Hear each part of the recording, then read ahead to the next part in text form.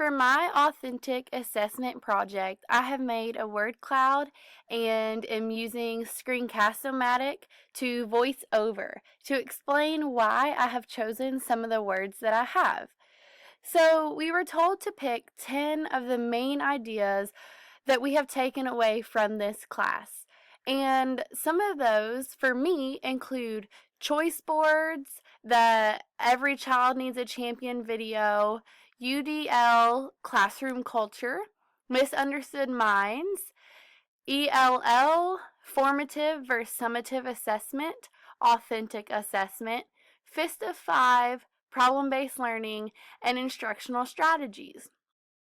Now, for each of these things, there's a reason why it really stuck out to me. The first is choice boards.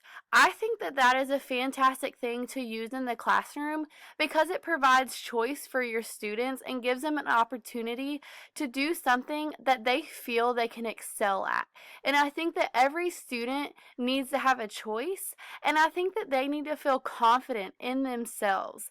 Just like we talked about this past week in our unit plan, we need to instill confidence in our students, and by allowing them to choose what they complete to convey their learning to us as teachers, that will build the confidence in them. The second is the Every Child Needs a Champion video. That video just really stuck out to me from the second that I watched it, and I've actually went back and watched it a couple more times just because I think the message is so powerful.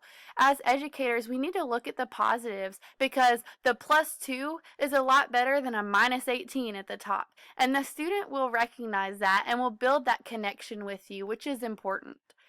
The third is UDL, or Universal Design for Learning. This encourages teachers to minimize barriers and maximize learning. I think it's really important that we do that in our classroom, which goes into the next point of classroom culture.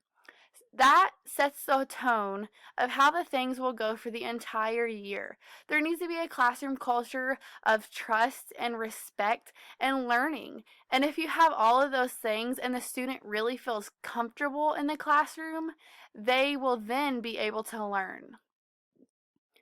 The whole misunderstood minds module that we did was also something that really impacted my outlook on education. I had never experienced what it was like to have dyslexia or anything like that. And the PBS website gave me that opportunity to kind of step back and take a look of what it's like to live in the lives of these people that deal with disabilities every day. And it really opened my eyes to make me realize the struggles and how difficult it can be to sit in a general education classroom and have a disability and not have your needs met. I think this whole module really opened my eyes and made me realize that teachers need to differentiate material and make accommodations for every student because it will help them learn. The sixth thing that really stood out to me was the whole English language learner and considering the impact of language on the learning and try to incorporate that into instruction. That all goes back to classroom climate, and really, if you make the student feel comfortable, they'll be a lot more likely to learn overall. Formative versus summative assessment is something that we have learned about since the beginning of getting accepted into the College of Education, but it wasn't until this semester that it really has stuck out in my mind the importance of using it throughout and at the end of units. And I think formative assessments can be a really helpful tool to just see where are the students currently, where would you like them to go. Let me pre-assess, see what they already know. How can I take how they feel about this material, using fist of five, and kind of adjust. Do they think it's too hard for them? Is it too easy? Can I use this information to adjust my lessons? The answer is yes. We can use formative assessments to gauge how students feel, where they are in their learning, and if they're meeting the targets as we hope they are. Authentic assessment. like what I'm doing right now, is creating a real world task that shows an understanding of a topic and an ability to apply it to what they've learned. So, all of these things are items and ideas and concepts that I have learned this semester, and I am putting it all together in a project to convey my understanding. Using this in the classroom is such a helpful tool because it provides choice for students of how they want to convey this, but it also lets them apply it and make connections between other things that they may know, other classes, and other concepts. And that's really what education is all about, is making connections to the real world. Problem-based learning is another tool that helps us do that. Open-ended and challenging problems allow students to process real-life situations. It allows them to be creative and innovative with coming up with solutions. This is something that I can definitely see being used in math, but also other subjects as well. Problem-based learning is an awesome tool that will allow your classroom to include critical thinking in all that you do. Finally, instructional strategies are really important. There are many, many different approaches that will reach different students in different ways.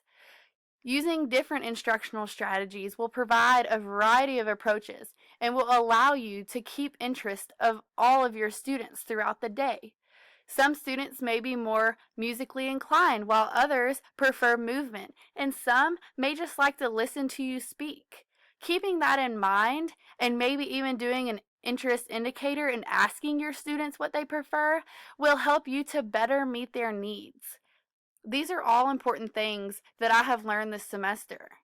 This tool specifically, the word cloud and the screencast-o-matic, can be used in my classroom just as I'm using it now, as an authentic assessment to sum up learning and to draw connections between material throughout the year or throughout a unit. This tool is valuable to me because it's fun. It's fun to share information through this medium and to be able to share what I've learned and talk about it in this cool way. Technology is an awesome tool that can be used in the classroom, and I think that as our careers progress, technology is only going to become more incorporated into the classroom. So it's great to find ways to include technology in every way that we can, especially ways like this, because it makes learning fun. So I hope you have enjoyed listening to what I've learned this semester. I truly have taken away a whole lot, and I plan to use all of these ideas and concepts in my future classroom. Thanks.